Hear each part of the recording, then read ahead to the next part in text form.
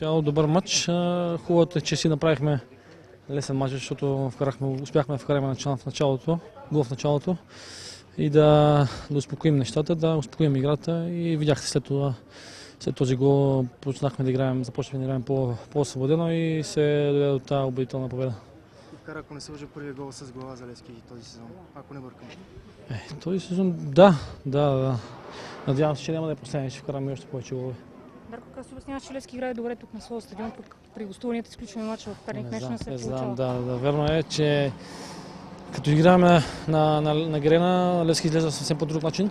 Като излезем навънка има малко повече проблеми, което не е добре. Надявам се, че според мен то се дължи, че имаме доста млади момчета в отбора. Ако имаме повече опитни футболисти, ще успяваме да играем и по-добре навънка, но за сега не се получава. Да, сигурно ти по-добре знаеш от нас, че без победи навънка във важните мачове шампион не се става. Смяташ ли, че ще коригирате това недостатък? Точно това сега казах.